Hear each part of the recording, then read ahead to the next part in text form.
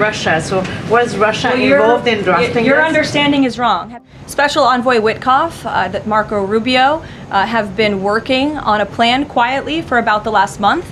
They've been engaging with both sides, Russia and Ukraine, equally to understand what these countries would commit to in order to see a lasting and durable peace. It's a good plan for both Russia and Ukraine, and we believe that it should be acceptable to both sides, and we're working very hard to get it done. You said this is a good plan. So according to our sources, this proposal demands major concessions from Ukraine and doesn't demand much from Russia. So was Russia involved in drafting Your this? understanding is wrong. Have you read the full plan?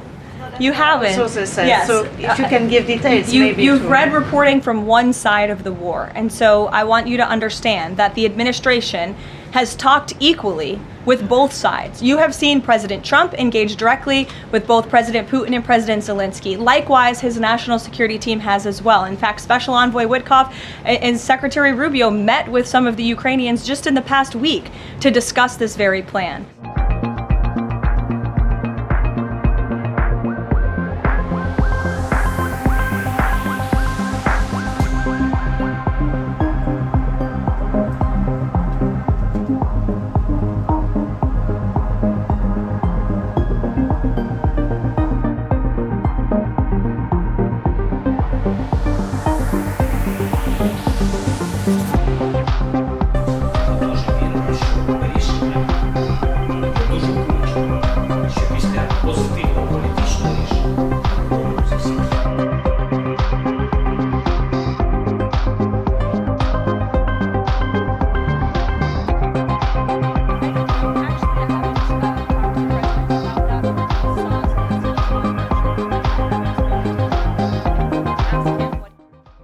The Trump administration has signaled to President Volodymyr Zelensky that Ukraine must give up land and surrender some weapons as part of a U.S.-drafted framework to end the war with Russia.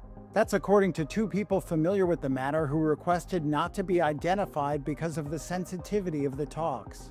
The sources also said the proposals included cutting the size of Ukraine's armed forces, among other things. They added that the U.S. wants Ukraine to accept the main points of the framework. Such a plan would represent a major setback for Ukraine, as it faces further Russian territorial gains in the eastern part of the country, and with Zelensky tackling a corruption scandal in which Parliament dismissed the energy and justice ministers on Wednesday. A senior Ukrainian official earlier told Reuters that Kyiv had received signals about a set of U.S. proposals to end the war, and that Washington had discussed them with Russia. The source said Ukraine has had no role in preparing the proposals. Zelensky, who was holding talks in Turkey on Wednesday with President Tayyip Erdogan, is due to meet U.S. Army officials in Kyiv on Thursday.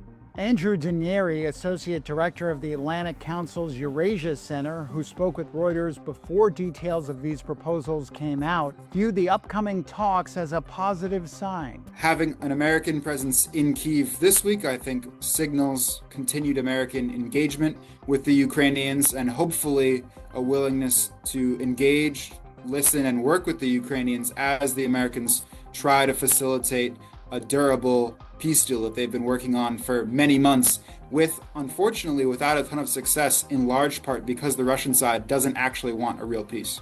No face-to-face talks have taken place between Kyiv and Moscow since a meeting in Istanbul in July, and Russian forces have pressed on with Moscow's nearly 4-year-old war in Ukraine, killing 25 people in strikes overnight. Russian President Vladimir Putin has long demanded that Ukraine give up plans to join the U.S.-led NATO military alliance and withdraw its troops from 4 provinces Moscow claims as part of Russia. Moscow has given no indication that it has dropped any of those demands, and Ukraine says it will not accept them.